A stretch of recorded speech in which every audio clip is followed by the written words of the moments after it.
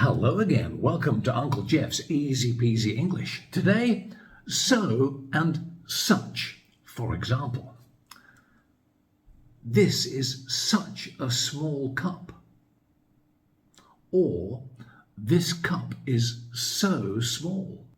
When do we use so and when do we use such? We use so with an adjective only. For example, this cup is so small. Small is the adjective. It describes the cup.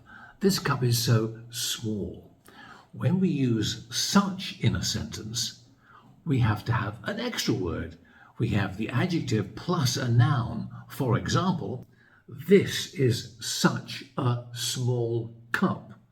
This is such a small, the adjective, and cup, the noun. It needs an adjective and a noun if you use such. This is such a small cup. Uncle Geoff has such big feet. Adjective plus noun. Uncle Geoff has such big feet. It's true. Size 46. Or, Uncle Geoff's feet are so big. So plus just the adjective, so big.